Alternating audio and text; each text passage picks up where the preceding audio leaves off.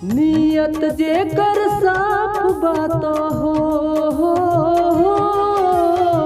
नियत जेकर साफ बात किस्मत वो कर दासी। कर मुझे कर अच्छा बात घर में मथुरा काशी। कर मुझे कर अच्छा बात घर में मथुरा काशी।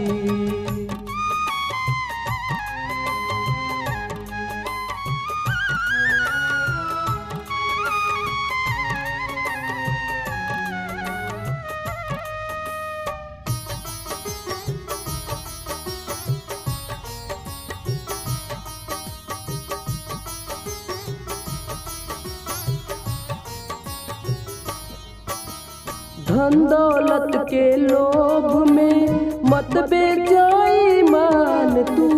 विश्वास प्रेम से दिल के जीत बन जाइबो भगवान तू।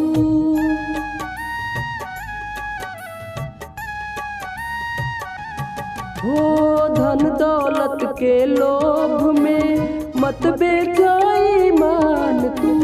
विश्वास प्रेम से दिल के जीत बन जाइबो भगवान तू। का देखवाइबो पंडित जी से हो, का देखवाइबो पंडित जी से रेखा और राशि। कर मुझे कर अच्छा बात घर में मथुरा काशी। कर मुझे कर अच्छा बात घर में मथुरा काशी।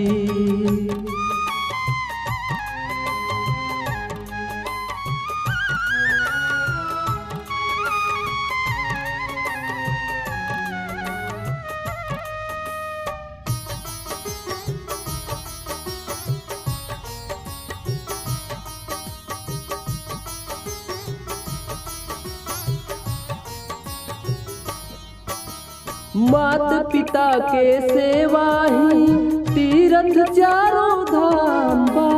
जीवन देख सरवन जी के कितना जग में नाम बा।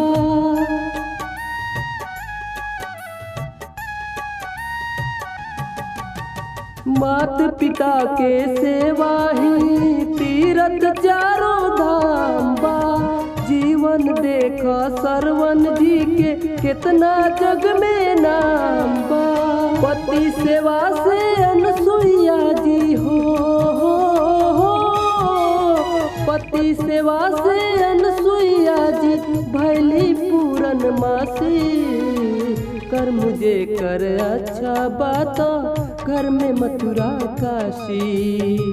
कर मुझे कर अच्छा बात घर में मथुरा काशी।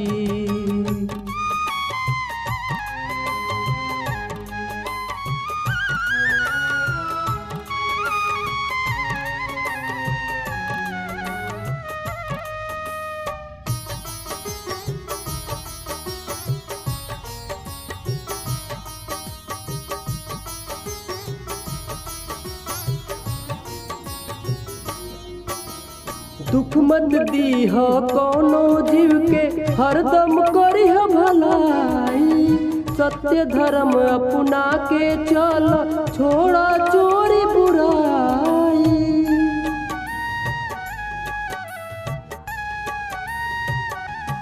है दुख मत दीह कोनो जीव के हरदम करिह भलाई।